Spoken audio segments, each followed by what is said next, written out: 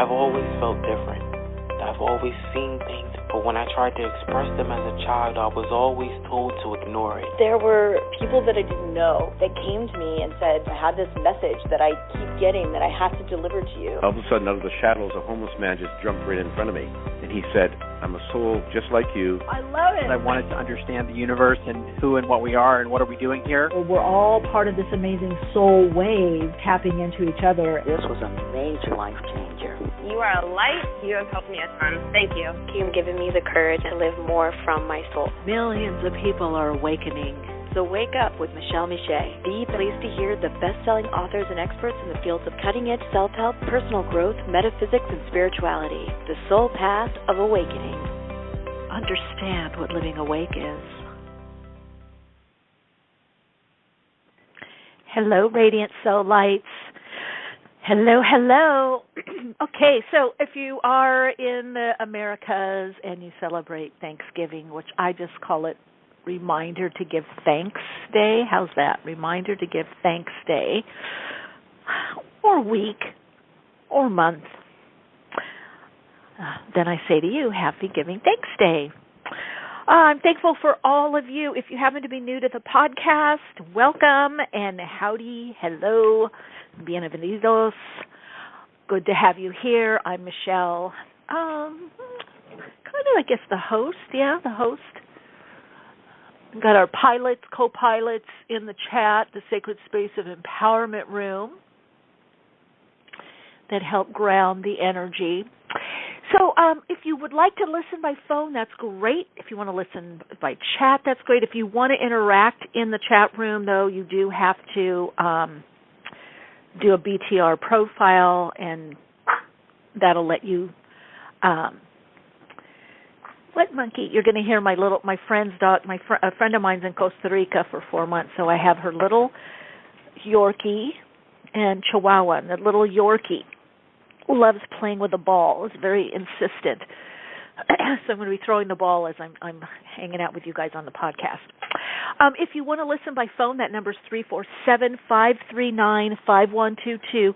Now, if you have a question or a comment or you want a reading, you need to press 1 on the keypad, okay? Otherwise, because we have a lot of listeners that listen by phone. Actually, most of our listeners listen to the replays in the archives. However, the ones that do listen live do tend to listen by phone because it's just easier to move around and do things. And some actually have told me they listen by internet, when they're in the car or whatever. So that's an option too. There are your options. Again, number 347-539-5122 and press 1 on the keypad. Okay, I do want to give a shout-out to Jasmine Ramos, who's did a nice donation. She always does every now and then, and I really want to give her a shout-out. Also, Mitzi Etienne, a big nudge for me getting my Soul Insights affirmation book, Soul Insights mantras, and you can go, actually, it's on Amazon now in a Kindle version, Soul Insights, Channel Guidance and Wisdom for Inspiration and Illumination on Your Soul Path. And I'm going to be coming out with more of these. I'm working on more, but a lot of people were emailing me, some texting me, DMs, leaving in the comments. I wish I had your Soul Insights a book of it. I wish I could just refer to these Soul Insights that you write, that I would write on Instagram or Facebook, sometimes, also on Twitter. And, I post my affirmations or my mantras. I've been doing it. I've been a writer. I've been writing since 8. I think that was my first book, and I actually did win an award for writing in 3rd grade. But it's just, it's funny because, when you get published, this was just published through me, but I was published through a regular publisher, a while ago. But when you publish anything, you're an author. And I thought to myself, well, I see through the eyes of a writer. I'm always observing, tuning in, opening to spirit, to God. When I was a kid, then the oversouls, the spiritual hierarchy. Always, from 14 years on, always going to cafes and writing poetry and sitting at the beach, writing poetry, riding my bike, and stopping at the beach or a park, and I'd have water or something to drink, tea in a thermos, and always my journal. And I started writing in my journal since probably age 8 also. And so someday I will publish my first, or part of it, maybe first book that I published at 8 or put out there to my family. That was my first. So I really felt, I want to do more of this, and I thought, I do love sharing in this way. So anyway, I think I'm going to put a link, if I remind myself to put a link in the bio or in the episode description box. Write myself a little note to do that. And of course, if you follow me on Insta, it's in my stories. I'll be posting maybe next week. I don't know if this week. I will be posting, a picture of the book cover and a link that people can go, and I'll put it also in my flow code, in my Insta bio. Yeah, so if you go to my IG bio, or you can just Google my name, and it pops up along with my Meditation for Everyday Living book, and also CDs and things like that are also on Amazon. But anyway, if that's something you like and you get it, let me know how you like it and if it helps you. And for me, I did the book in a way that you could just open it to any page if you want to. You could do it, sequentially, chronologically, or, just open it to what you need to know. I did it actually this morning, and it was pretty spot on. So just little bits of wisdom for your soul that encourages, empowers, inspires, and guides you on the soul path. That's a big part of our soul path, is the healing and the empowerment and encouragement, but also the inspiration so that we do move into inspired action. And so when we're responding from inspiration and insight, then we are responding from the soul. The soul completely works by, need, necessity, inspiration. And actually the whole universe works by that. Wherever there's a need or a necessity, and then there's an inspiration that comes from that. All right, Radiant Soul Lights. Well, let's get to callers. 347-539-5122. 347-539-5122 is the number. And she's going to keep barking, little monkey. She's a little teacup Yorkie, and oh my God, she cracks me up when we're walking. And now I'm just throwing the ball. She's running around the house. All right, 347-539-5122 is the number. Let's see who we've got here. Hi, you're on air. Hello, it's Jacqueline. Hands up. Hey, Jacqueline. Hi. Hey. Hi. I wanted to listen live and call and just say congratulations about the ebook.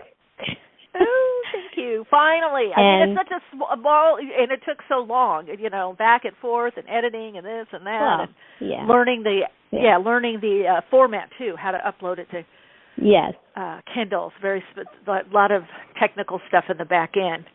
Yeah. So those of you listening, this is Jacqueline Hansel. She is the editor of the book and does other editing projects of books. And why don't you share a little bit about yourself, Jacqueline, what you do and maybe your vision. Yeah, that'd be cool. Okay. Well, I do work. I'm a speech pathologist in an elementary school, but I've also been editing mostly because Michele encouraged me to and asked me to during a reading. Yeah, that guy. It was part of your path, though. You remember? I know. Yeah, right. I know, and I love it. It does fill my soul. I absolutely love editing, which I think is so funny. When you first said that, you're like, you have a talent for editing. I'm like, well, that doesn't sound very exciting, but I do love it. And I'm actually edited a book, memoir for a gentleman who was a teacher for 35 years, and actually that is in the final. It'll be published in January. So that's exciting, and I'm working with a mutual friend of ours on creating a book as well, a fiction book. And I've done proofreading, all different stuff. Oh, proofreading is good. Yeah, you did with my, which by the way I think should be fixed today. My blog. How do people get in touch with you? I know you have an you're on Instagram. What is that? And then also, is there email or anything? Yeah, it's all J Hansel Editing, all one word. JHANZ as in zebra, L, and then editing, and that's my Instagram. It's also jhanselediting.com is my website, and then my Gmail is jhanselediting@gmail.com. Okay, very cool. Very cool. You also have I know you have a YouTube channel. I do. Are you starting? Right. Well, I have a couple of them, but I have the one I have for my authors. I wanted to interview the authors that I work with. Is called Hansel's House of Stories, and right now I have an interview up with a woman by the name of Anastasia Wasco, who wrote it's called autofiction. So it's like an autobiography, but there's some fiction in there, and it's very cool. Called Vena Work. So I had interviewed her right in the beginning of September. That's on there. She's dealt with bipolar disorder, and there's some stuff in there about it, and it's beautifully written. And it's short. It's like 75 pages or something, I think. Right. I think, if I'm remembering correctly. Yeah. Well, people have shorter. I remember I think I told this story before, but my first book, big published book with this Authentic Publishing Company, I think it was through, Meditation for Everyday Living. It was really interesting because I'd started writing in a certain way, and then when I went in meditation and connected with the oversouls and the guides, they were like, and you got to remember, this was the first, I think when I started writing was late 98 or 2000, and then by the time, I think it's in second edition now, which came out, I think, in 2007. Mm-hmm. But they said shorter. They kept guiding me and saying, look, meditation is consciousness. It's who we really are, that state. And so all the meditations I came out with were anywhere from 5 minutes to, I think the longest is 13 or 15 minutes. And I remember at the beginning, people were like, oh, you have to meditate at least 20 minutes or half an hour. Now you see these shorter meditations because people get it. Like, okay, it's just aligning. Yeah. And truly, if the best thing for meditation is not how long you meditate, but how long you are in the meditative state, and can you get in that state much easier. Yeah. So I think people are into these shorter offerings, books and things like that. Yeah. Yeah, definitely. I also was calling to plug your YouTube channel that I've been helping you with, the Awakening podcast with Michele Meiche, because I think everybody who's listening should totally just subscribe to the channel. Even if there's episodes you've heard already, there's going to be, I know you're going to do live, so I just wanted to encourage everybody for that. Oh, yeah, thank you for that. Yes, that's right. We're migrating bits on the channel. I think the last couple of weeks are on the channel, but because some people have only been listening to Awakenings for months or a year or two. So there's some gems that we've uploaded from, I don't know, from the beginning. There's 2009. 5-10 years ago. When did you start? I think 2007. Yeah, there's one from 2000. Okay. People talk about Joe Rogan, early adopter. I'm like, hey, dude, I was doing the podcast. That's right. And as a woman, there weren't very many women podcasters. I had to learn editing. I had to learn everything, the back end. I had to learn how to upload, back in the day. And then live, too. Live as well. And then live, then we had live, and it was like, I remember thinking, what am I going to talk about for that long? The first place at Cosmic Dimensions Radio, I was like, the first show was 30 minutes long, and I thought I was like, 30 minutes? What am I going to say? And then they sent me all these people to interview, a lot of musicians, world-renowned, well-known musicians. So they'd been interviewed by the best of the best and around the world. And then I was like, what am I going to say to them? Right. And how am I going to edit this? Yeah. So it's a fun ride. And, that to me just says follow your creativity. This is No matter what, where let it lead you. Because I always thought everything I've ever done, I've thought, it's funny, I never really think about the money. I need to learn to think more about the money with my Taurus moon. That'll come in later, but I don't really, it's like I'm all about the experience, the soul experience and expression. And and just kind of, zooming around the world, connect, having these experiences and expressions with people on a soul level. That's really inspirational to me. Yeah. But thank you for that. Because guys, come subscribe to the YouTube. Well, subscribe to my soul. I keep forgetting about that too. Soul Insights and Tarot, and then also the Awakenings podcast. Because then we are going to be doing video casts also. Pretty shortly. I don't know if the next month or two, by January for sure.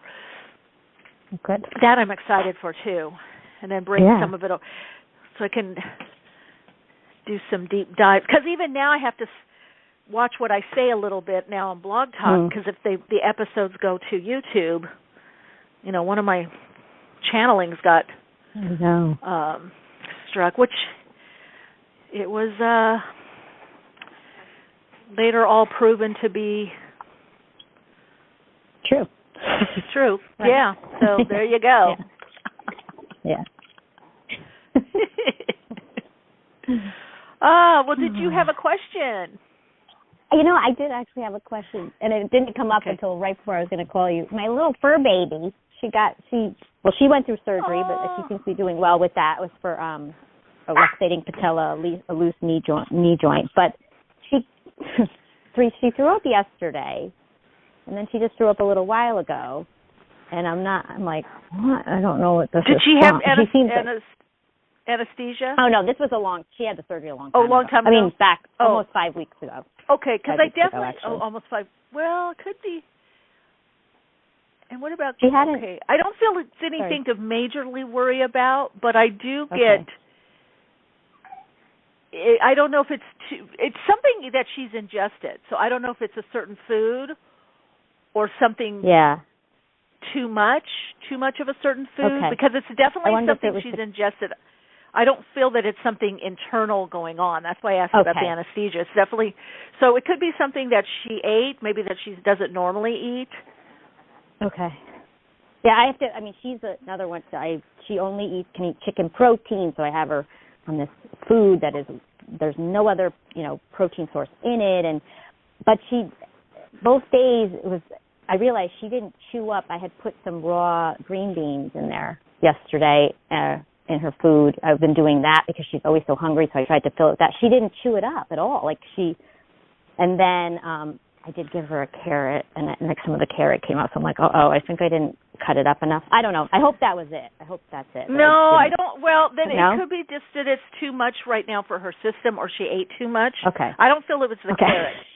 I don't feel it was the carrot at all. I get a little, bile stuff in there, so sometimes, it's too much, too rich, Okay. Thank you. But definitely, I don't feel anything major. Okay, good. Yeah. She's a baby. I lost my older one, and you get a baby, and you're like, no, they're supposed to be perfect. They don't have anything wrong with them. Yeah, but they get little, I know. Yeah. tummy aches and things, or eat too much. Yep. Yeah. Yeah. All right. Well, thank you. What's going on? You're welcome. All right. Talk to you later. All right. Bye. Hi, you're on air. Hello. Hi, this is Jennifer. Hi. How are you? Hi, Jennifer. Doing well. How are you? Good.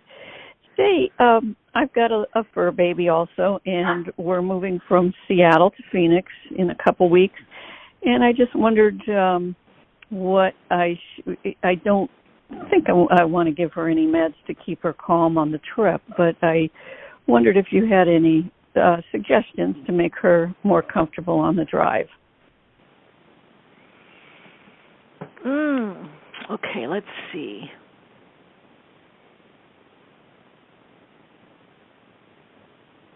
Well, I definitely feel I don't know if it's blankets or something, but I feel like cushy stuff will help her. Comfy, is that what she loves? Yeah, I feel like cushy, comfy stuff will help her definitely. Maybe you can sneak her in your lap. I don't know, but Yep. I don't know what is. There's a treat. Is it tyrosine that also helps? There's a treat with that, or you can get the amino acid. It really helps relax.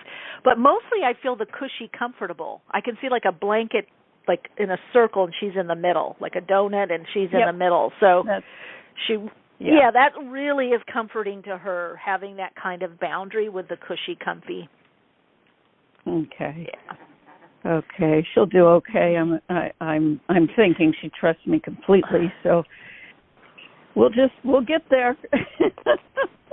I think she's going to be a little, because she does get a little, for lack of a discombobulated. If there's disruption, I feel to her.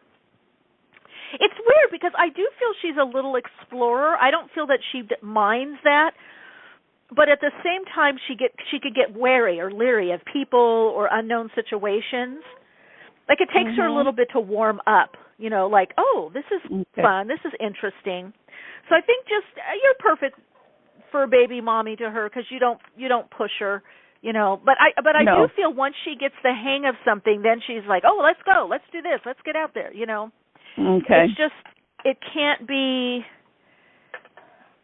Again, she has to do kind of a comforting, almost like a little Cancerian or maybe Pisces kind of energy, where it's like, I don't know what her chart is, but there's this kind of little delicate energy with her. Okay, yeah, I don't know. I got her as a rescue from she had kittens and in a hoarding situation, so I was able to get her through a rescue, and she's been a wonderful companion.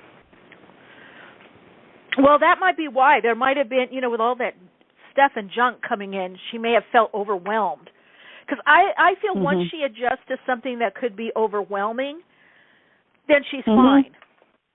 Yes. It's just some people and some dogs just jump into something, but some like she's the type, she's going to put her little maybe half a paw in the pool and then sit and feel it out, and then another and another. So it's like definitely little bit by little bit with her.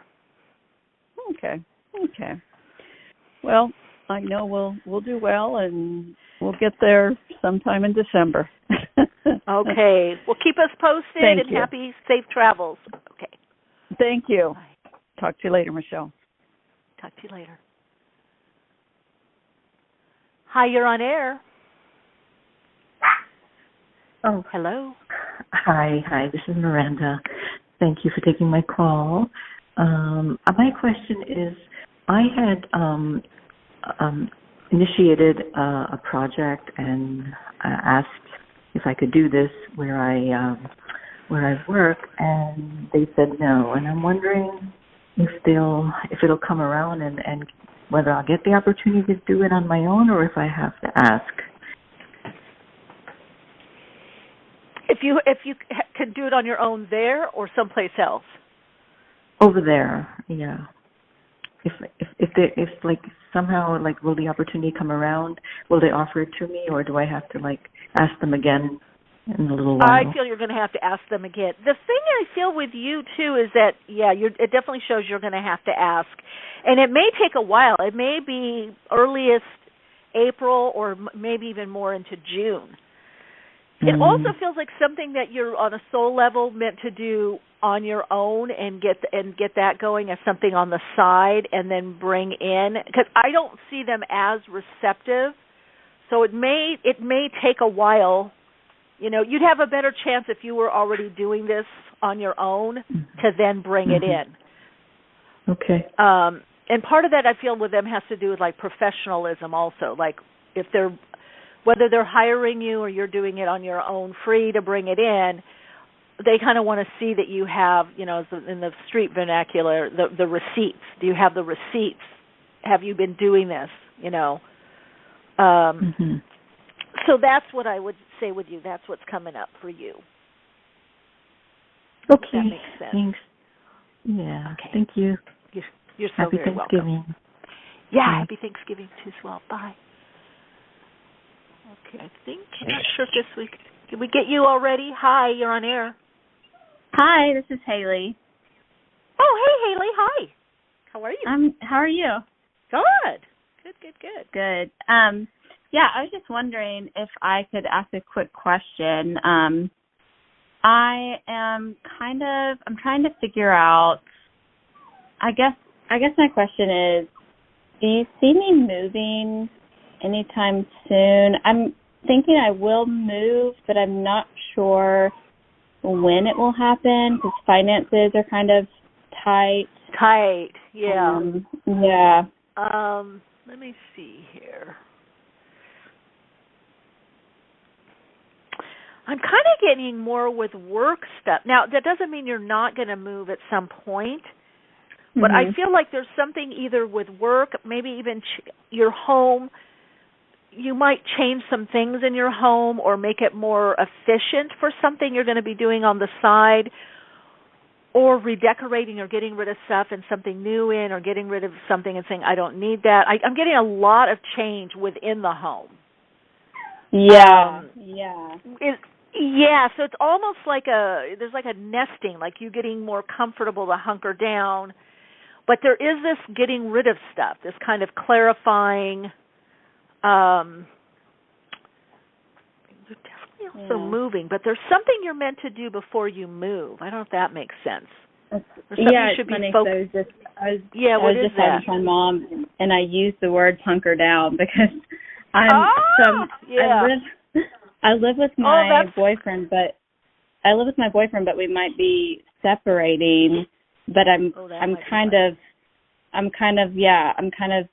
feel kind of stagnant, but I also kind of just want to hunker down and focus on some work stuff first. That's what you need to do. But I don't know if that's the right decision. Okay. Yes, I just said hunker down. I really don't use that phrase. And I was going to say, are you from the South? I'm like, hunker down. I am, yeah, that's funny. Are you? Because I'm hearing hunker down, and I'm hearing you need to hunker down in work. And you need to get your inner world and inner life secure. Yeah, okay, that's kind of what I'm feeling. So, that speaks to me. This is a confirmation for you, for your intuition. Yeah, it's like on a soul level and also the higher self, like you're too tied into the boyfriend and you're not sure, and that may be winding out. So I would say, organize things, make things more organized for whatever it is that you need to do.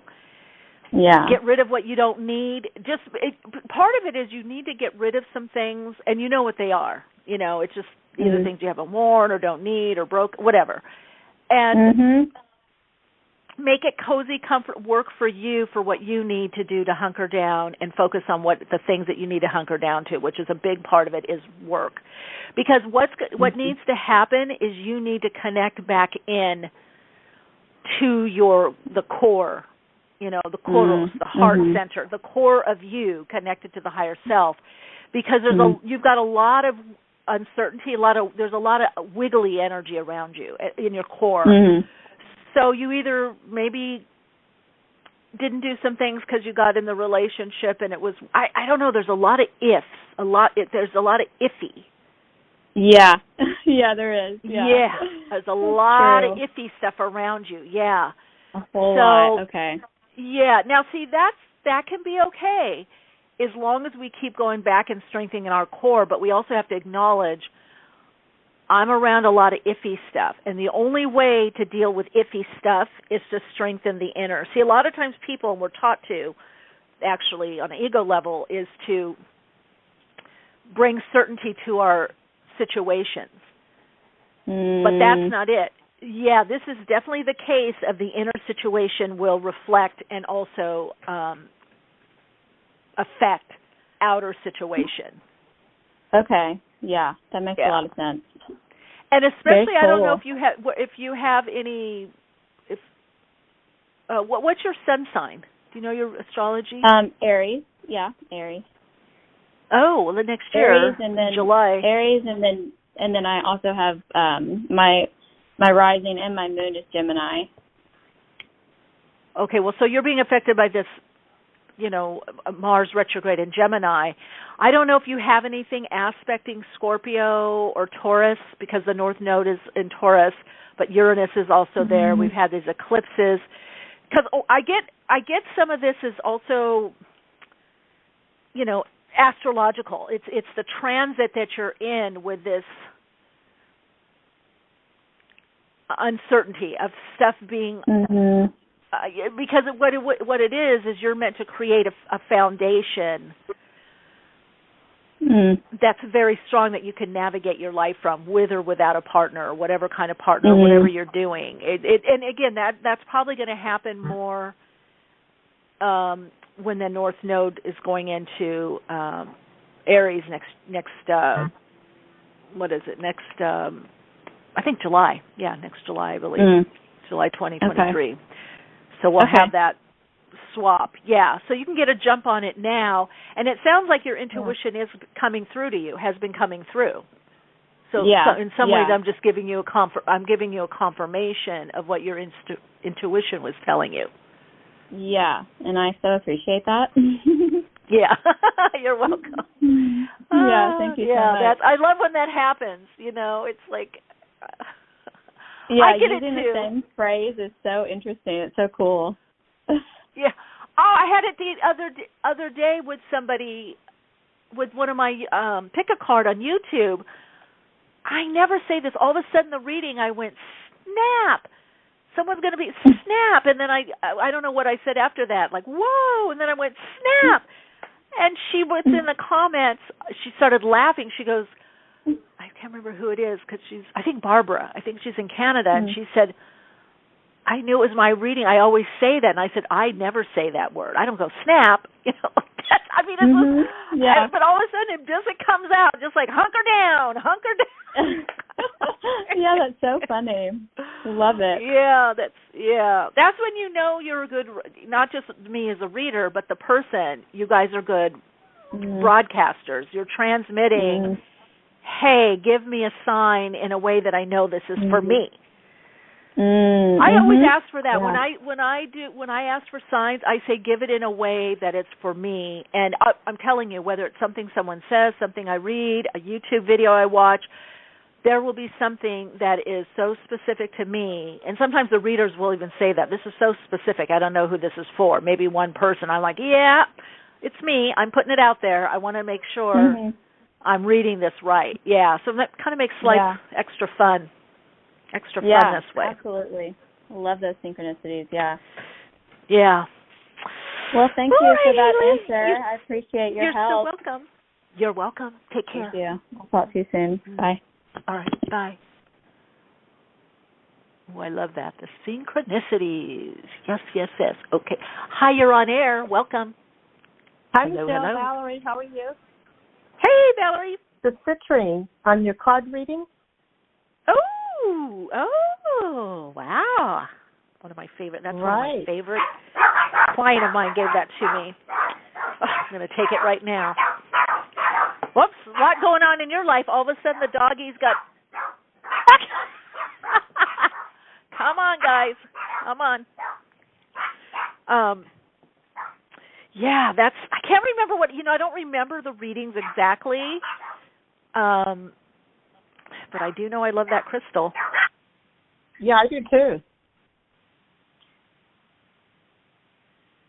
So, so what did you get out of it? Anything you want to share? I don't know. I'm just hoping that reading would definitely apply to me, because I like what was being said. About the prosperity and everything around, different things. Oh, yeah, the citrine. Yeah, that's a good, when you get citrine, that's definitely, because the self-esteem, self-confidence is going up, which means that, I now remember, everything was increasing with that one, right? Right. I think there was a lot of increases. Yes, now I remember. So I'm hoping a lot of that applies to me. Hold on one second. Yes, now I remember. So it resonated then? Yes. Great. Yeah, I remember that one now. It was in a lot of different areas. It wasn't just one area. I think a couple of them were one particular area. And this one was like just a lot of different. Okay, I put the doggies in the other room. Well, did you have anything else you wanted to share or ask? Let's see. I'm thinking about possibly working again after I've been off for some years, but on a part-time basis. Yeah. So are you seeing anything with that? Let's look and see. It's coming up. More Valerie. Yeah, but now Valerie, because you don't have to. I see you very particular, checking different things out. You may start a couple of things and go, no, that's not what I want to do, or I that was nice, or the person there is nice. The one thing I'm getting is you needing to get out more, to stretch out, either get out of the house more or do more social, or just, I don't know, even going to the museum or gallery or symphony on your own or cafe or bookstore or whatever. Something where there's other people. And you're thinking about not in the field that you were in before, right? You're thinking of something new, it shows. No, in the same field, in a different way. But in a different way. Okay. Is it working more from home or contract-based or something? If possible. I'm not sure about the contract. Something like temporary for like a few months or 6 months. That's what I meant. That's what I mean. Yeah. Okay. Temporary or contract, so it's like 3 or 4 months, 6 months. Yeah, doing that, definitely. Is it something with a lot of paperwork or on the computer a lot? Are you inputting a lot of stuff?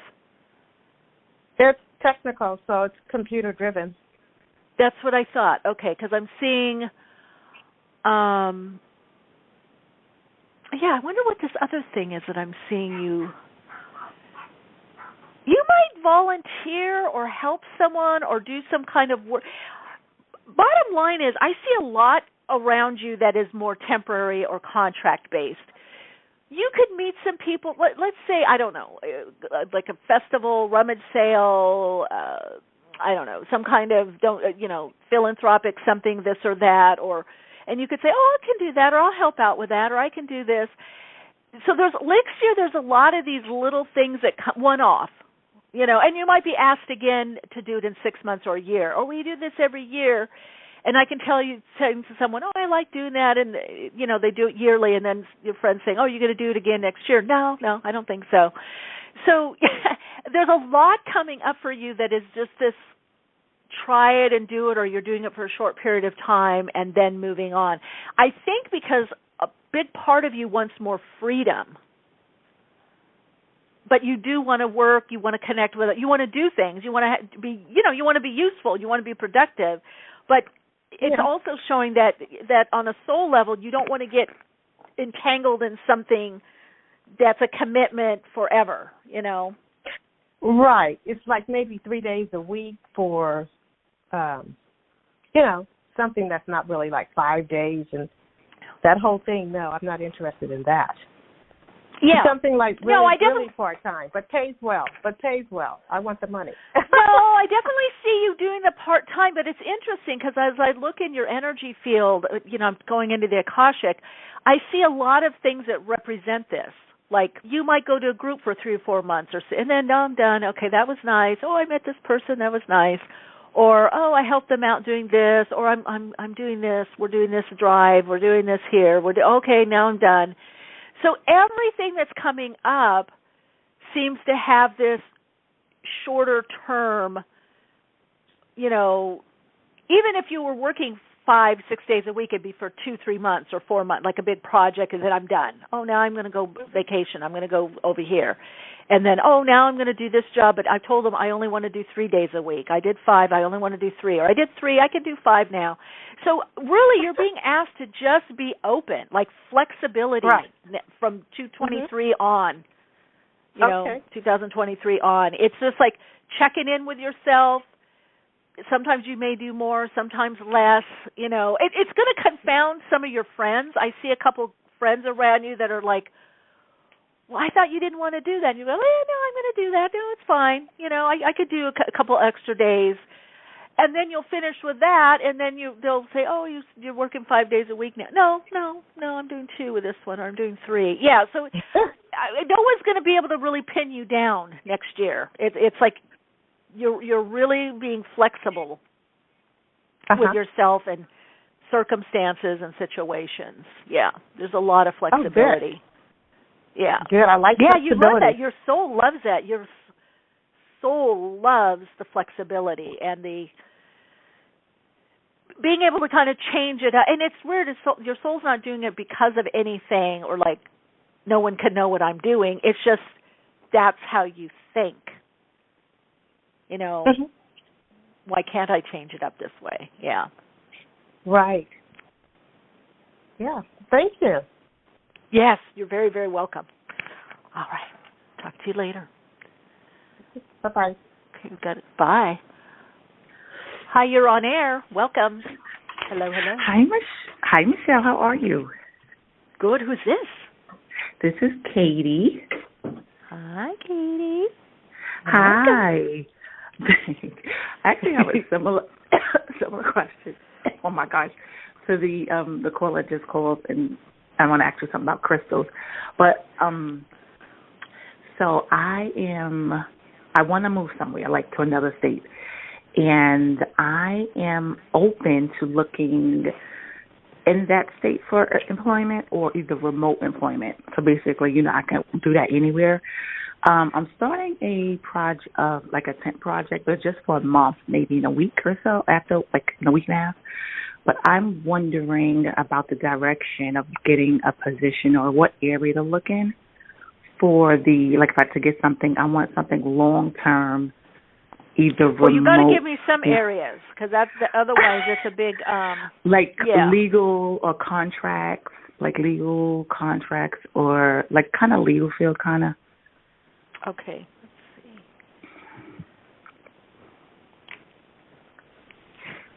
Legal field. I kind of feel, definitely it shows legal and something kind of quick. So you might be interviewing and talking and then nothing and then it comes in. Could also be a company that's also international, but definitely it does show legal. There could be either they're are you in a different state or? Yeah, so I moved from Georgia and I'm just in New York temporarily, but I'm trying to move to North Carolina. Oh, okay. So it may be more when you move. Mm-hmm. It could be associated with a move, is what I'm hearing. One of the things I've been seeing, and again, I'm going to start posting some of my Patreon. I'll probably do it on Rumble because some of them are. They're very accurate, but they're also very jarring to people, to the government and people that like to censor. But I did a prediction of Facebook not doing well a few years ago and them laying off a lot of people, and that's come to pass. And seeing social media, big companies, a lot going on with them and having these kind of hearings, which apparently I guess has already started. I don't kind of keep up with stuff, but so I feel next year is going to be a really good time for people to get more project-based or contract work. I feel larger companies are somehow, maybe they're going to be in trouble for monopolizing, I don't know. But I feel or they could, how they do, divvy up or, their divisions or whatever. So, but I feel like what you want to do, you'll definitely be able to have work. It may even be someplace you worked before or with someone that you know. That's interesting. Or you knew before, or a contact from someone that you know.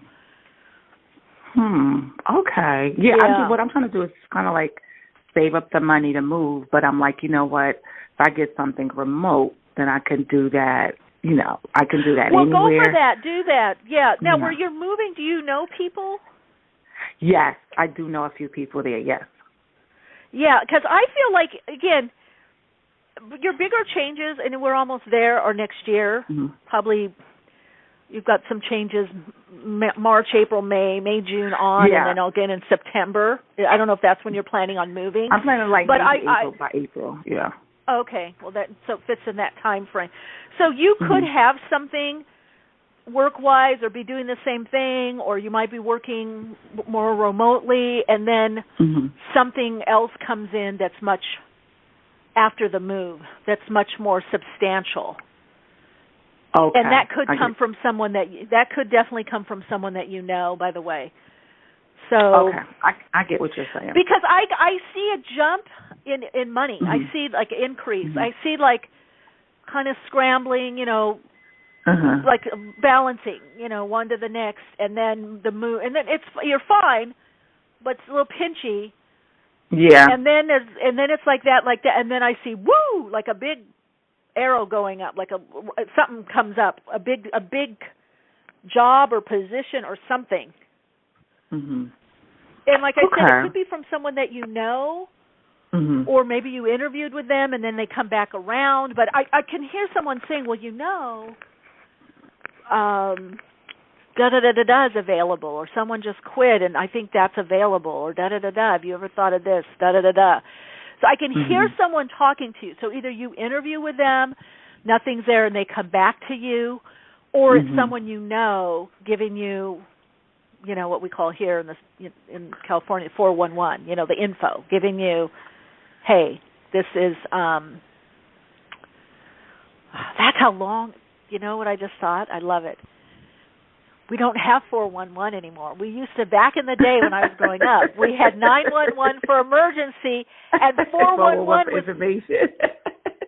Reservation or information to get somebody's phone number.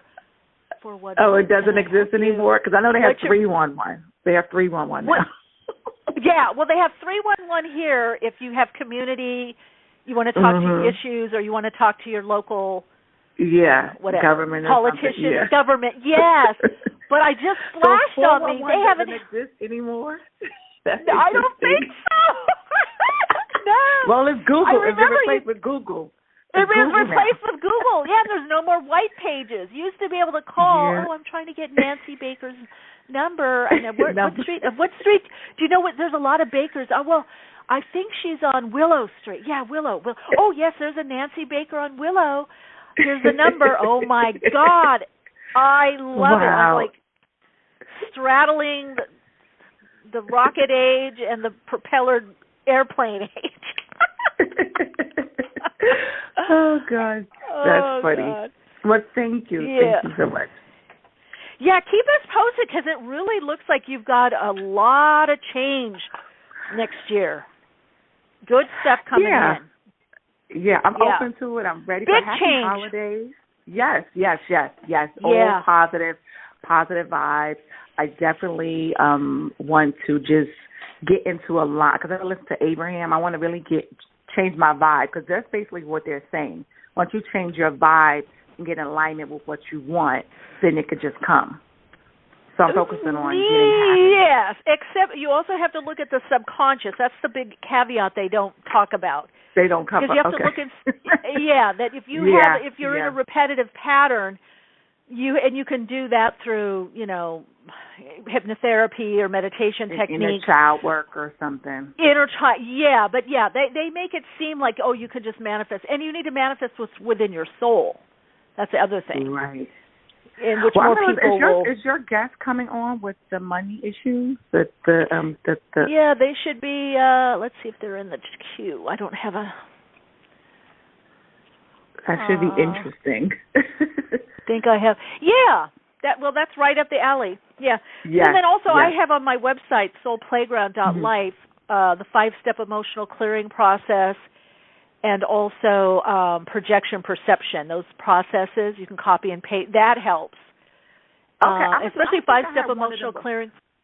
Yeah, I think I had one of them where you I think that was you, and you tell the person, like you go back in your childhood or something, you tell the person, that's not me anymore, or that never was me. That was your thing, right? Well, you don't do that. You actually change the pattern, because when you start changing it in the mind and then do a behavior, I think you go to Soul Support Tools. You can also download the MP3, and I talk about how all the mind works and how these patterns are laid down. And I'll be honest, especially when I worked at Agape Spiritual Center, I worked with so many people, and as private clients as well, that followed the secret, and to getting their houses taken back because they didn't handle the subconscious. So it doesn't matter how many affirmations you do or sticky notes you put around your house. If you don't handle the subconscious part, if there's a competing idea or a differing, what we call a counter intention, a belief and an intention, it'll sabotage it.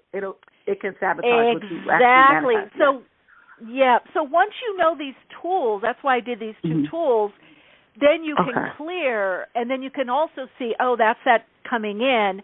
I'm just going to do a pattern interrupt. I'm going to break this up. Okay. Once you start doing that, that's actually when your vibrational frequency raises. Change. Not being happy and smiling, but dealing with the emotional stuff, because the emotional body corresponds to our astral body. Our astral. Yeah, see, if that's what people don't realize, that you've got the Akash where the template is laid, but the astral plane is where let's put it this way also. In the tree of life, it's this ninth sphere, which is called foundation. It's the testing place. Is there enough vibrational frequency, resonance, and coherence for this situation to manifest? Do you see what I'm saying? Yeah. So that corresponds to our emotions. Yeah, I know. I used to be a really good manifester. Like when I moved to Atlanta before, I didn't have any money. I manifested $20,000 within a few weeks, right? And I was using it. This is my favorite book. I used is it Shakti Gawain? Shakti Gawain has this book. It's called. She has different books, but it's Shakti Gawain, Creative Visualization. But what you kind of focus on the feeling of what you want, but then you kind of you write what you want, and then when negative thoughts come up, you kind of counteract them, where you change them to positive. So I guess it's a whole process of allowing yourself to have it in your mind and really feeling like. Yes. Right. I teach this all the time. Manifest. Yes. You have to allow it, because otherwise it stays in the subconscious as shadow material. But now here's the thing: we change. But I sabotaged what I created. Because I know. Well, that's what I was going to say. See, sometimes we're manifesting, and things are clicking, things are happening, things are clicking. But life happens. This is why I always say it this way, just like we have to take a shower every day, or we brush our teeth, or we clean out the refrigerator, or clean out the closet. We have to do that, because what people don't talk about or realize, this is also why we have to work out or walk or do something to keep in shape. Yeah. We go through things in life knocks us down. Then we make new decisions, new vows. I'm never going to let that happen again.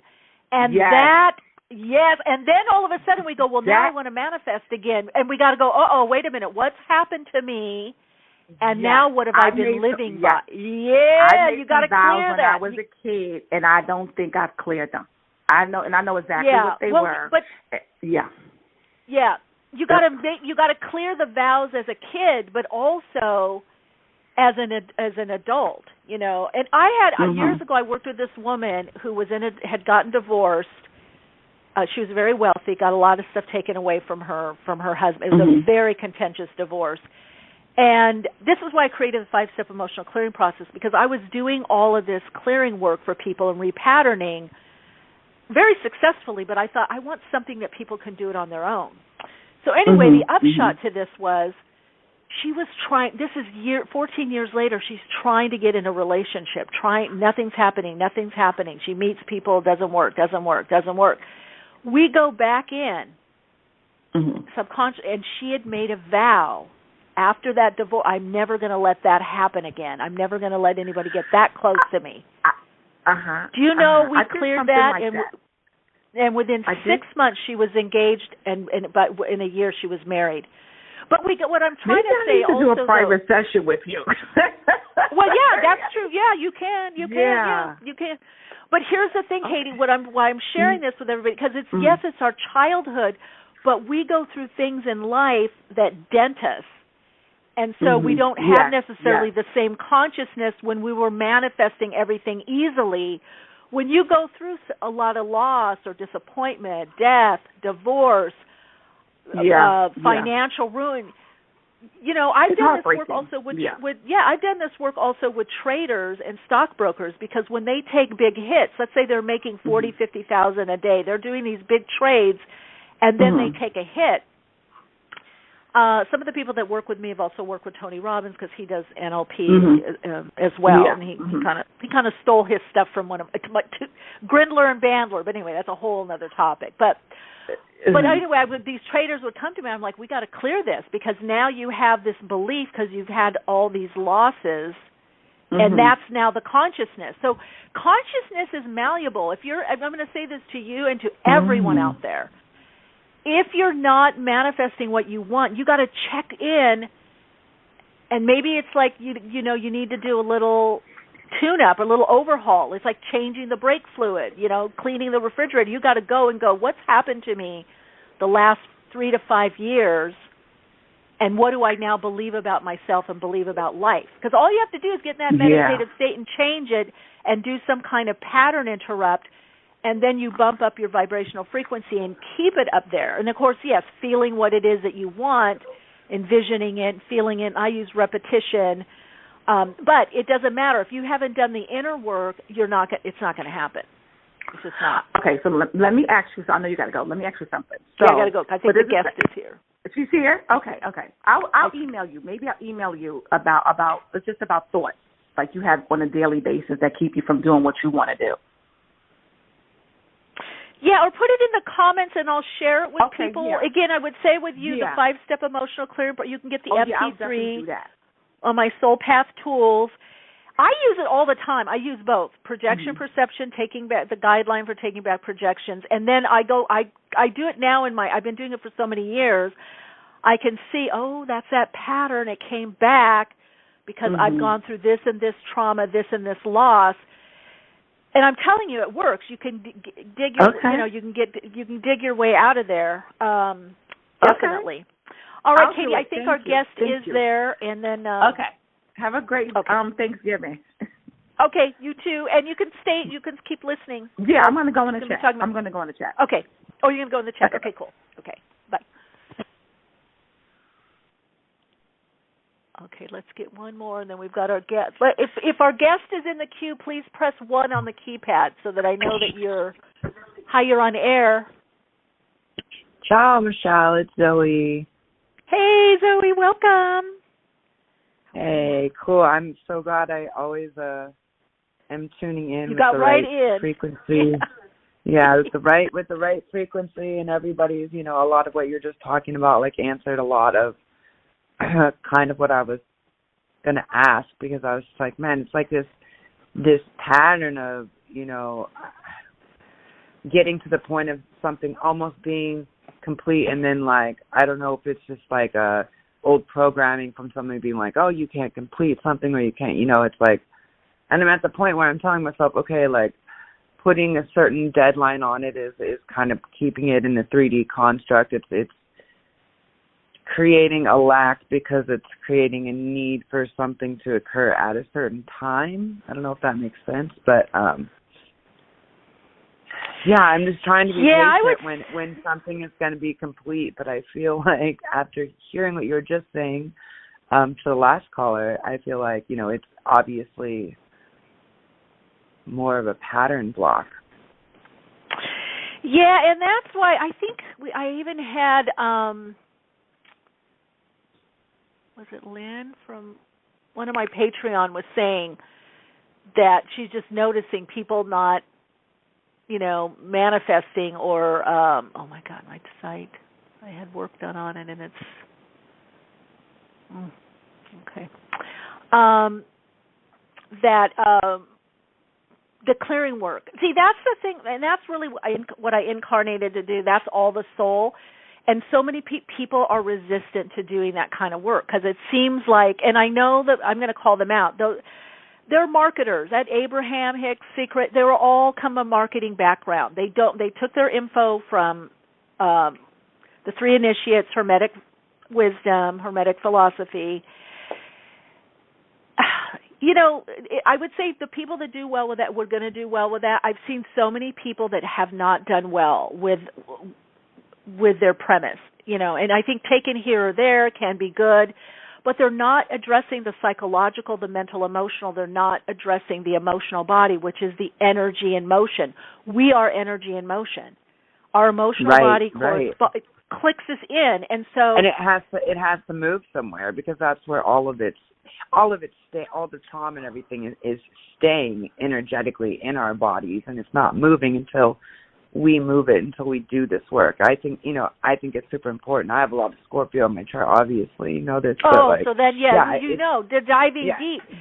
And I've seen people lose their house because they're like, well, I did what Abraham Hicks. I said, well, I did that. I've been doing the manifestation. I've been doing the affirmation. I've been doing, and I've been feeling it. Well, it doesn't matter if you're doing the visualization and feeling things from the level of consciousness that got you in that state. You have to see what's the predominant patterning, what's the predominant messaging, what's the predominant belief, what's the predominant, inner affirmation that's going on, and beyond that, what's in your soul's path, your soul's purpose. I can look at myself being a model and an actress, and I've traveled all around the world, I did all this, but people still came to me and asked me questions, knew I was psychic, or all of a sudden would just start talking spirituality to me or opening up. Yeah. Because that was my path. The resonance, why I felt I would do that, because it was fun, it was good money, it was fun, I got to travel, but also when I started doing my, using my gifts professionally, I tended to deal with a lot of people, and I still do, in the TV, film industry, so I had that resonance, not to, to be the next top supermodel, but to deal with those people. I had enough resonance to attract them. See, so sometimes it's also about getting in the resonance of what we want to attract. This is why successful people say, be around what you want to attract also in the inner world, but also also in the outer. Now, do you have a question? I got to scoot because I think our guest just said, my question was going to be, I know I'm going to release this. I don't know if I'm to the point of I'm trying to over perfect it because I've been working on the project for so long that I'm like making an excuse, or again, I think it's kind of like a pattern, but I'm wondering when you see, because I wanted to have everything done by the end of the week, which I'm just being okay with the fact it's Thursday here in Bali, so I'm just okay with the fact that it's probably not going to happen by the end of the week. But when do you see it happening? I feel before the end of the year, but when do you feel me being able to launch and have all this stuff up and have a seller? It does seem a little longer. I'm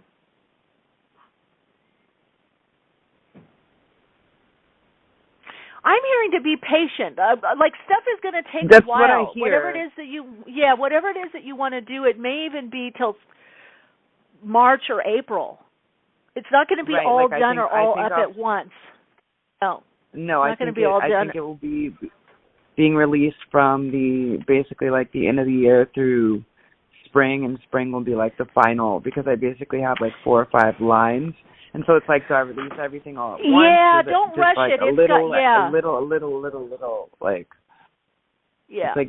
Just shoot and release this little, and then add, then do the next, and do the next, and over the next 3 months.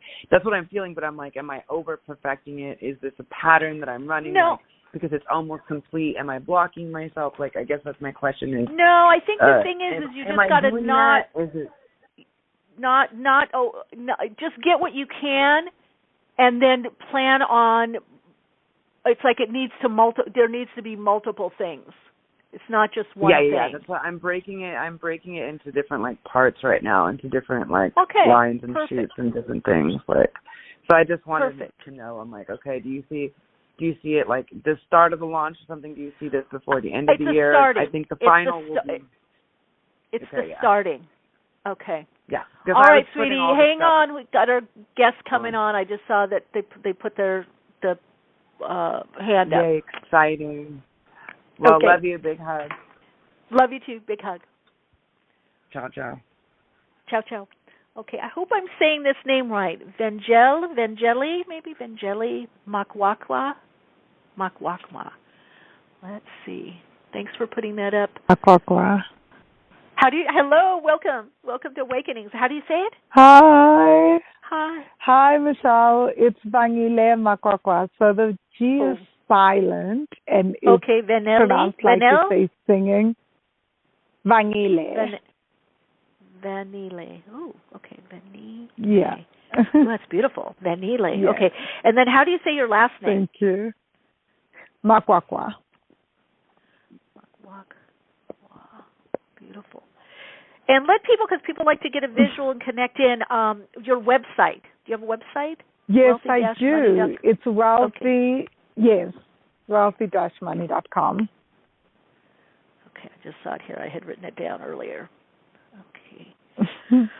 Welcome. Okay, so we're going to be talking about healing ancestral money trauma, and we've had a lot of calls about money, vibration, increase. So, Vanelli, if you can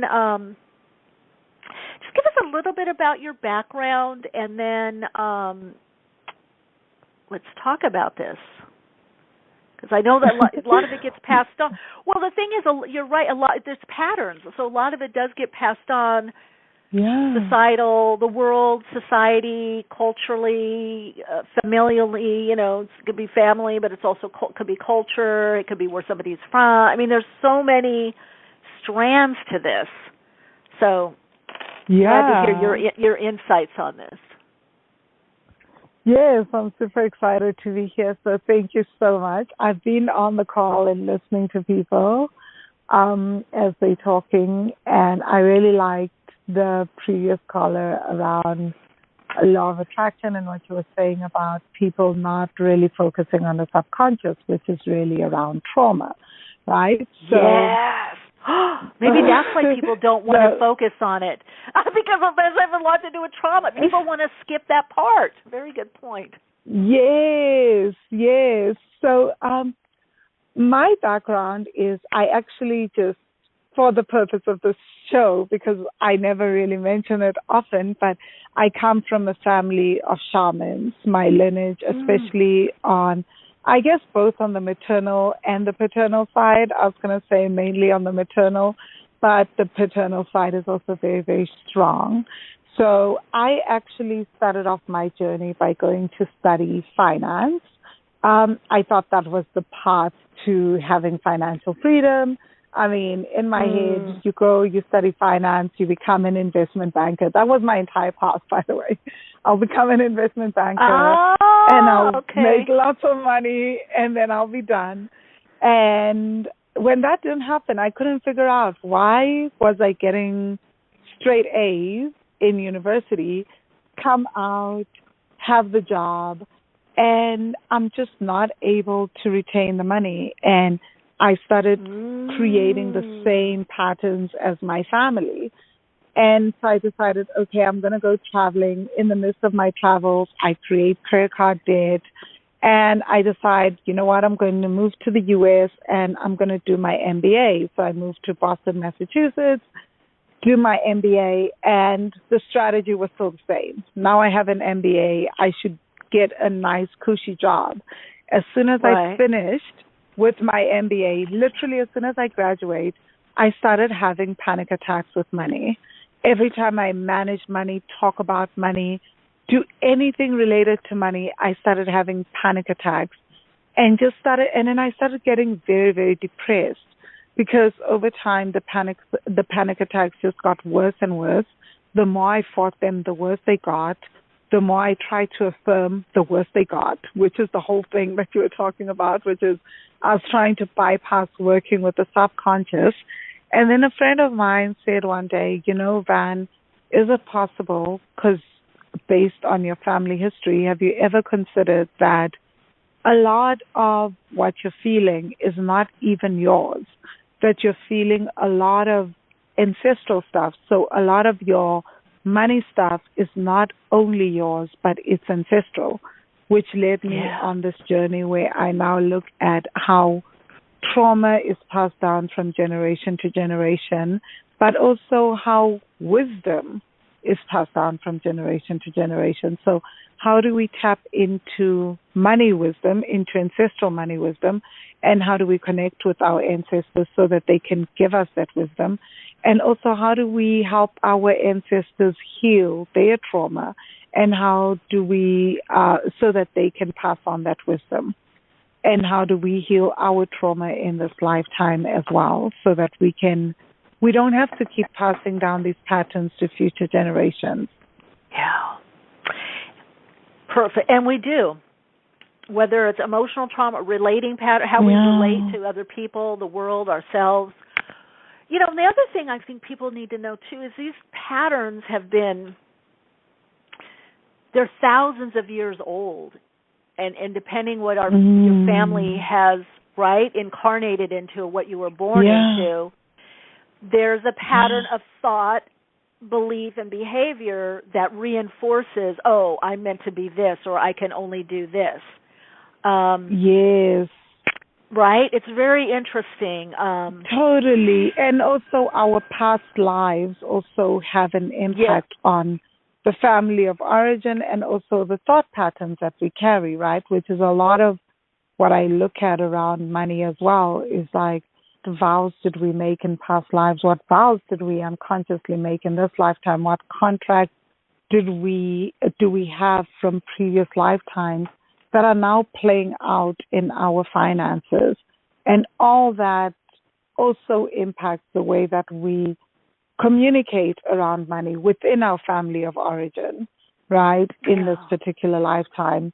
And that then creates the patterns that we have. And a lot of it can be very, very traumatic. Yeah, and I want to make one little caveat, because I've known, actually, even on a personal level, quite a few millionaires, multimillionaires, and even billionaires that had a lot of fear around money. But because fear can be also a great motivator. Yeah, because a lot of times people say, you have to have your vibrational frequency high. No, it depends what's encoded. One of the people that I'm thinking about, and I won't say, older gentleman, that his family was in the, concentration camps and all that, and he was on the streets of Paris. He created a whole, mogul, business, entertainment, mogul. He became that.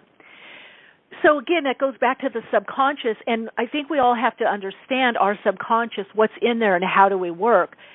And that's why I'm kind of not into these formulaic things like, The Secret or Abraham Hicks, because it's just like multi-level marketing. It works less for most people. It does not work because my mind is not the same. They're marketers. If you have a marketing mentality, you may be able to do very well with get up in the morning and let's go, we're happy, let's do it, blah, blah, blah. But if that's not you, that ain't going to work no matter how many books you do or how many affirmations. Exactly.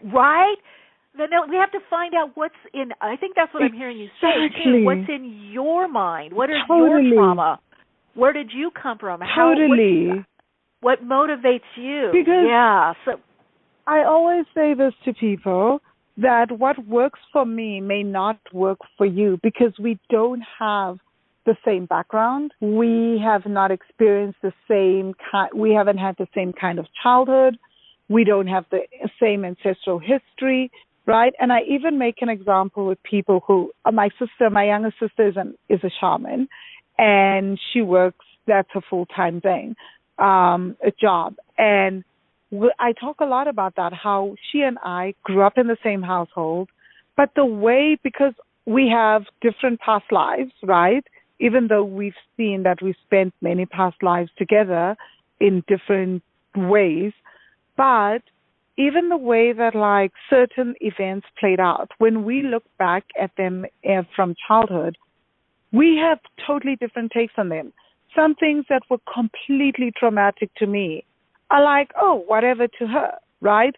And those events then impacted the way I look at the world and how I relate with people, how I interact in relationships, how I interact with money.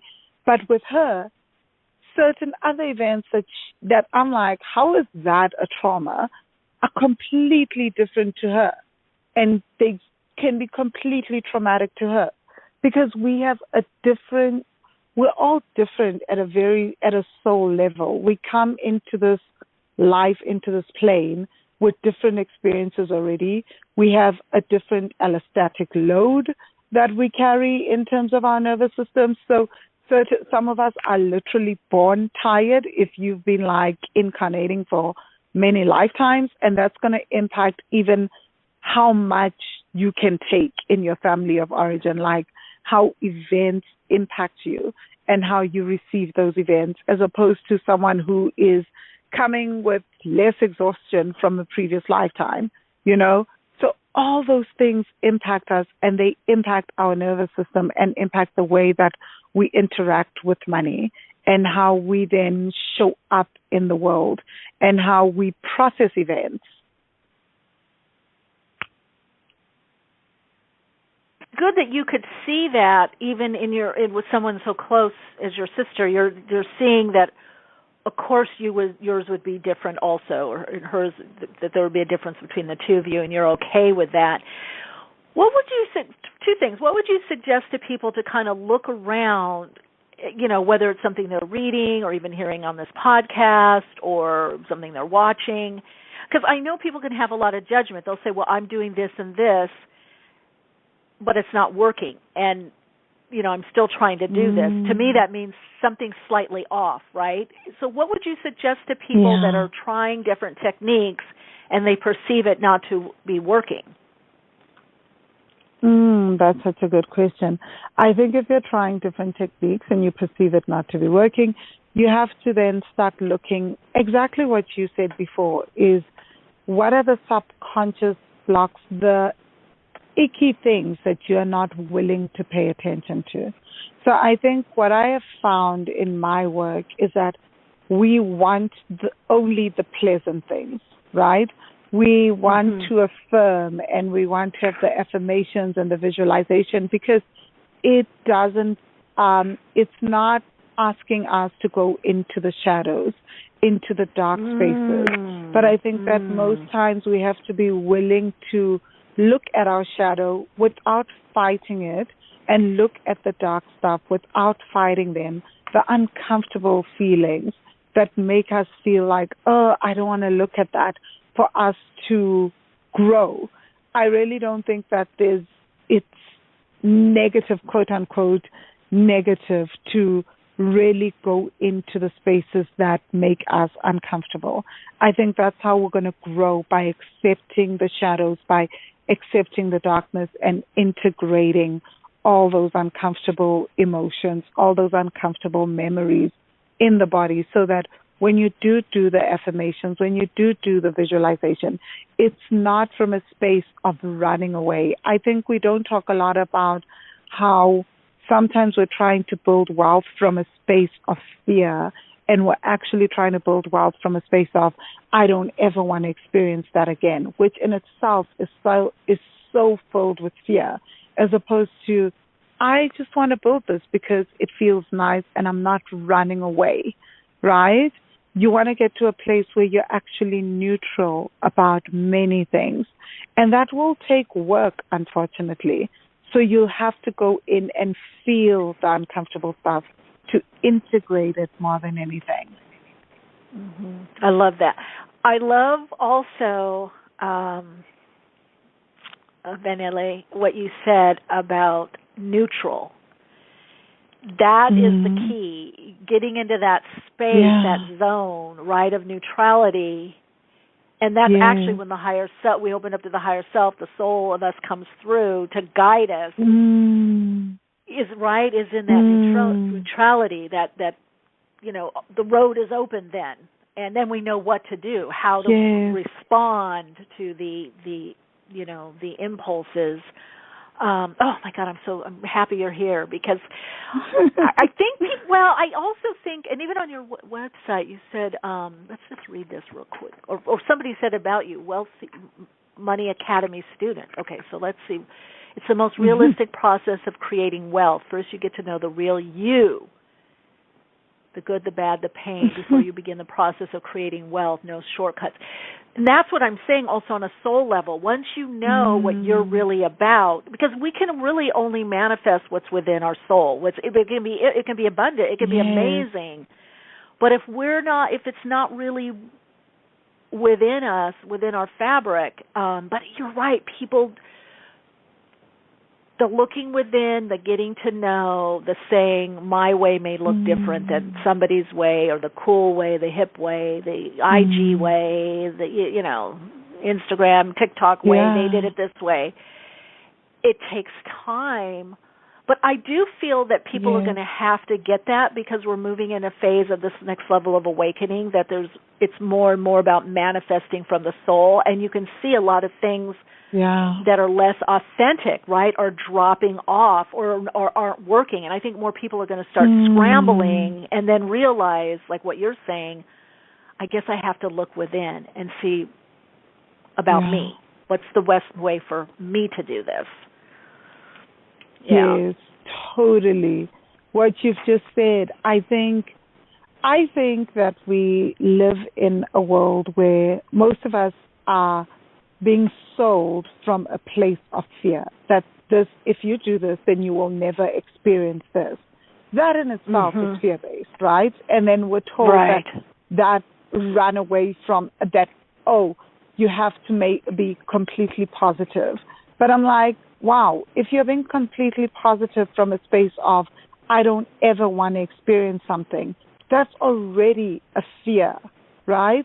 Whereas if you're neutral, it doesn't matter whether you're experiencing a situation or not. Because the truth is, we also have to be realistic that as long as you're alive, you do not know the karma that you come with from previous lifetimes, right? Or even that you've created in this lifetime. And that there are certain situations that even if you make lots of money, I cannot say tomorrow that I will never ever struggle, right? But what I can say is that if I do struggle, I have the tools that can get me to a space of neutrality so that I can surrender to whatever is happening in that moment, so that that moment doesn't feel like suffering. It doesn't feel like the greatest pain, and I can go through it with grace and get through it. And because I'm going through it with grace, I can possibly find solutions and turn even the greatest struggle into an opportunity to expand and to grow, right? As opposed to, I never ever want to experience a thing. It's that I'm alive. I do not know what the future holds totally and completely, but all I can do is control me and basically work with me so that my energies, everything that is happening to me, I can start to catalyze it and literally do, as the Nichiren Buddhists say, turn poison into medicine.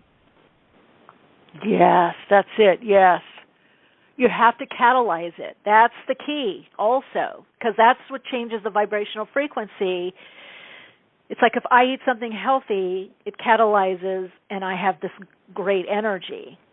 But if I'm putting junk, I may have a spike in energy, let's say with sugar or something, but it may not be sustainable. And that's definitely part of the metaphysical axiom, or part of it for manifesting, is what you're saying, the catalyzation of it. It has to, and then metabolizes into usable energy. So we have to, you know what, it goes back to it again, what you were saying. It's all about the what sometimes people don't want to look at. Yes, yes. I think one of the greatest lessons that I learned was when I was heavily depressed, which was actually the depression became the gift, right? When I stopped fighting my depression and I started going within and started really being in my body. And I talk about how I went to a 10-day retreat at the Vipassana retreat, and I was sitting there, and on day 6, I started throwing up pure acid. And I feel like that day completely changed my life, because I realized that my whole life I'd been running from feeling my anxiety. I'd been running from facing the depression. And when I finally got to a point where I could be still and go into it. Something incredible happened. It freed me. I stopped being scared of it. I started finding the gifts in it.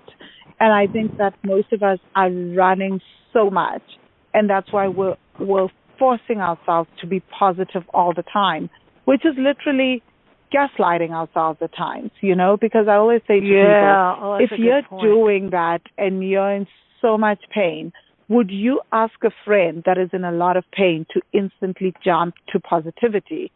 No, that friend would look at you like, what? And it would feel mean. We'd allow our friends to talk out their pain. We'd allow them to cry. We'd hug them. And then we'd find the solutions after they've cried it out and they say they feel better. We've maybe given them tea. We've had cake. We've discussed it ad nauseum. But we don't do that with ourselves. We expect ourselves to jump straight to positivity without feeling all the other stuff. And that's just not fair. That's a lack of self-compassion. So I realized that when I could just pause and stop and feel what I was feeling, feel my emotions, and be compassionate with myself, something incredible happened. Like by day 8, I got to a state of peace where I was like, what is this, And it's weird because for someone who struggled with depression since their teens until my 20s, I've had it's now been 11 years where I have never felt like I want to take my life or I'm so depressed that, or in any way. That's been so strange for me. So that's one of the things that I learned, and that meant that to really face the thing that I was most scared of, and that was my anxiety, my depression. I had to sit with it. I had to be in it. I had to face myself and those really scary parts of myself. It goes back to that, the facing. Oh, I love what you're saying. Because it has to be said more, but like you said, I think people don't want to look at the wiggly, or they say, "Oh, I've done a little bit of work. I've already done that." But clearly, I've been doing this my whole life. Even my first counseling, because it was kind of cool in the school I went to go have a counselor and go to group work. I went at 14, and then in my 20s, often. So I love inner work, counseling, therapy, healing, all of it. I started therapy at 14 as well because of my depression. It was literally a gift. You did? Yeah, I thought, wow, how cool. This is interesting to kind of look within and talk, and then they had the group. And so what do you think could help people that are listening right now, even though you've gone through this? Because I'm sure you've heard this before from people you work with, whether within groups or your master class or one-on-one. Oh, I've done that already. I've done so much work on myself. And maybe it goes back to the empathy you were talking about and the compassion. Yeah. Because I know for me, if stuff comes up, I'm just like, okay, here it is again in a different form, or it's less, or now this comes up. That's another thing. New stuff can always come up that didn't come up before, right? So what could help people move that space that you're talking about, that you just go, okay, let me look inside. Let me deal with this because I want to shift. I want to shift this pattern. I want the increase. I want the abundance, the wealth. I want what I want to manifest. I'm going to give an example of what my wine coach told me, and then I'll also explain it from my own point of view. She was saying, think of yourself hiking up a mountain, right? You're trying to get to the peak, but think about when you're going up the mountain, how often you keep seeing the same view from different points, right? The first point, you don't see the view that clearly as you go further up, but you're often going to come back to the same point as you're climbing the mountain. But every time you're at a different point, you're a little higher up, a little higher up, a little higher up, until you get to the peak where you see everything. But you will keep coming back to certain points as you go round and round the mountain. It doesn't mean that the healing hasn't happened, right? It doesn't mean that you're not climbing the mountain. So every time you come back and you see the view, You're not going, I'm not climbing this mountain. You're like, actually, I'm getting closer to the top. And I'm seeing it better. I'm seeing the view a little clearer. And I'm a hiker, so that's why I love the mountain idea. So it's the same thing when you are doing healing work. It's that it's not that healing hasn't happened. I'm a hiker. Yeah. Oh, wow. I love that. Yeah, so it's not that the healing isn't happening. In fact, it's I love that. happening. The hiking is a good... It's just... Yeah, it's a good analogy, right? So it's the same kind of concept with healing. We're constantly just going further up the mountain, and every time you're just getting a clearer view, a much clearer view the more you go deeper. So it's not, please don't despair and think that nothing is happening. And sometimes we'll find ourselves in the same situation, but notice how you are changing your reaction in the situation. So maybe before you would go out of budget using the money example, or you would undercharge a client, right?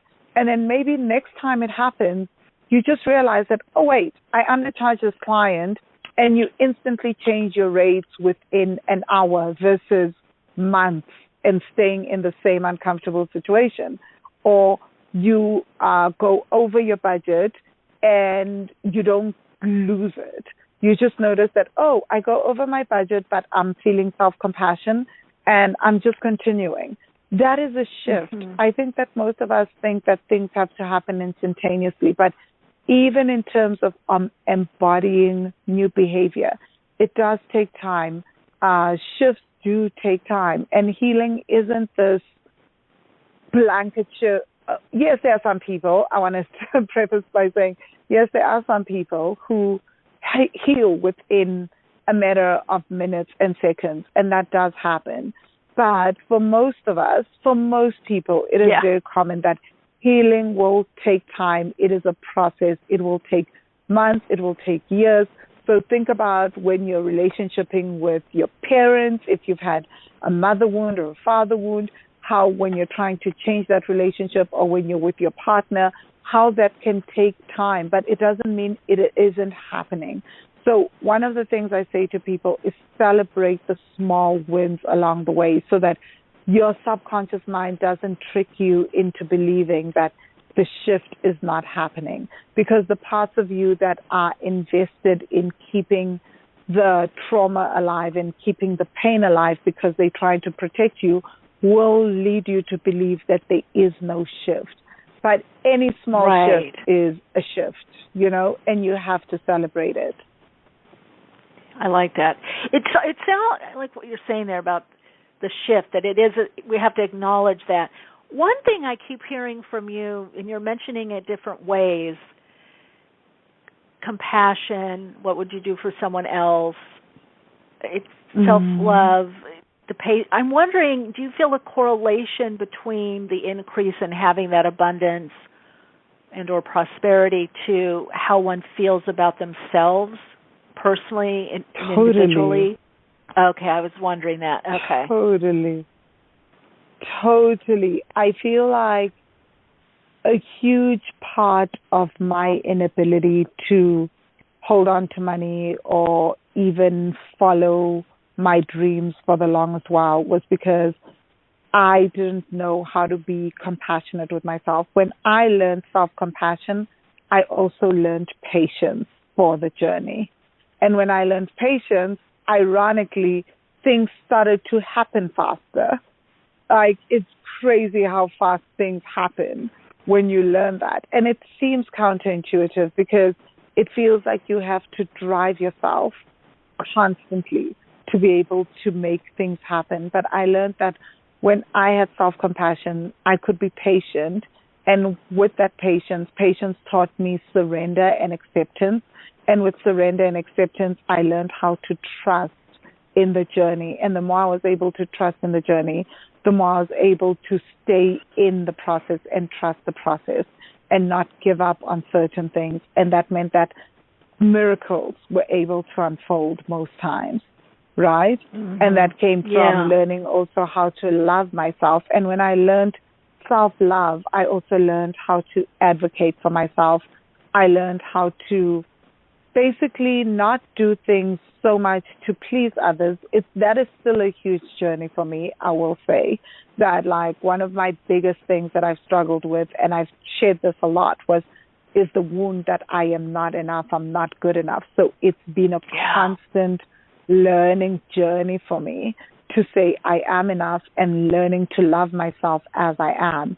And when I was able to do that, like, so many of my relationships in my life started to change and shift, but I was able to just be okay being me. And ironically, that also gave me permission to show up in my business as me. And when I showed up in my business as me, I was then able to start connecting with my ideal clients and people that I wanted to serve, which obviously meant that my business grew a lot faster than I anticipated. So that was huge for me, because there's a lot around, I think self-love is, we talk about it, but just going into the depth of what that means, giving ourselves permission to be versus to getting our sense of self from always doing, and being what others want us to be. It's super powerful. Yes. I think it goes, and even now, I mean, and then again, it goes back to we have to look at our own path. If something is not working, then we have to say that it's not in enough alignment with us that way, that it's being shown to us or offered to us. It has to be done in a different way for us. I know that's been a big learning for me, that certain things work for certain people and they don't work for me. They just don't. Yes. I have less energy. Yep. Right? So yes, also, totally. So I'm a nomad, right?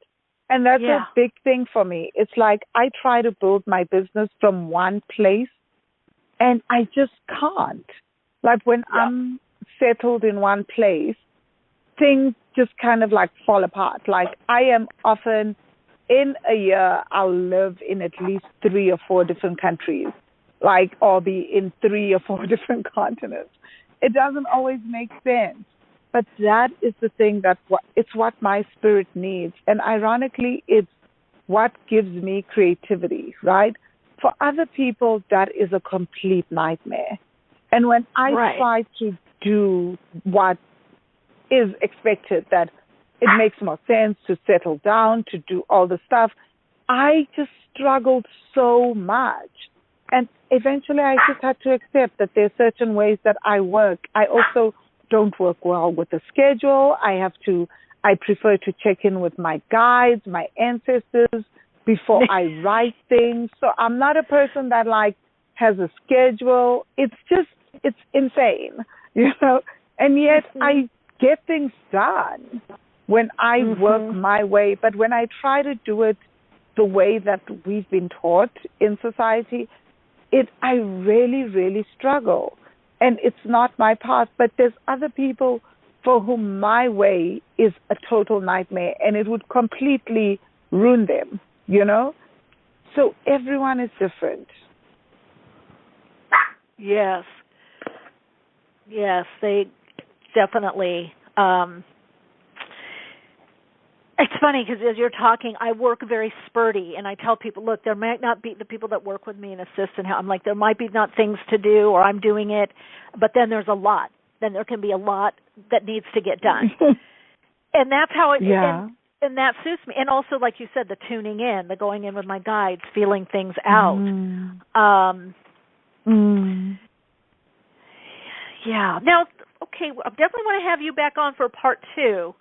I love this information. I would love that. Yes. Let everybody know again how to reach you and anything that you have coming up or good resources for people. Yes. So anyone can reach me on social media. Look for me on LinkedIn, Twitter, and Instagram. Instagram is really my favorite platform. And you can find me under Vangile Makwakwa. On Facebook, find me under Wealthy Money. I do have a free 7-day tapping into ancestral money wisdom training. So if you want to learn how to connect with your ancestors and tap into their money wisdom, you can definitely go to wealthy-money.com/training. Again, wealthy-money.com/training. Feel free to message me at any point about the training. I love to hear how people are going through with it. I've had thousands of people take this training, and it's very interesting to hear the feedback. So, yeah, that's a really, really great resource. Thank you so much for being here. And say your name again. It's so beautiful. The first, Vangile? Vangile. Yeah, Vangile. Yes. Oh, gosh, yes. Vangile. It's so... What does that mean? Does it have a meaning? Yes, it actually does. It means, you're going to love it, it means the balance between the masculine and the feminine. Oh, wow.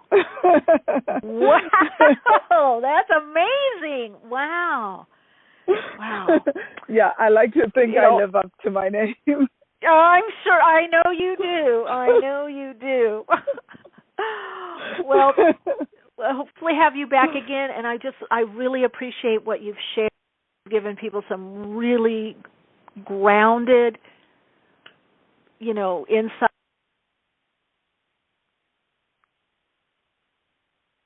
I think what you've shared is very, very helpful. So thank you for being here. Thank you for having me. It's my time in South Africa, because I'm here for a few weeks.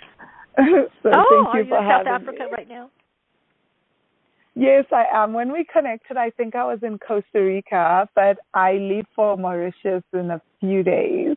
It's that nomad spirit. Yeah, I love it. I'm watching my friend's doggies. She's in Costa Rica right now, so. Oh, wow. Yeah. Thank you so much for having me.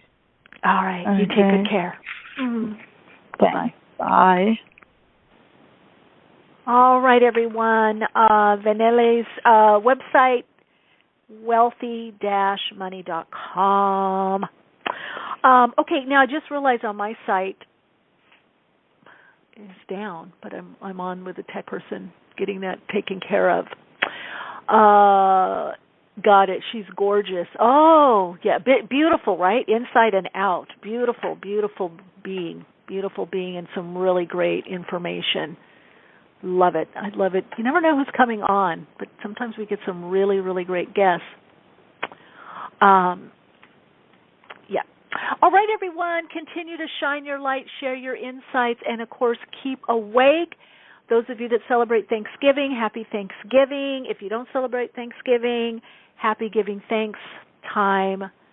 And I'm just so thankful and appreciative for all of you. Much love and light. Keep shining bright.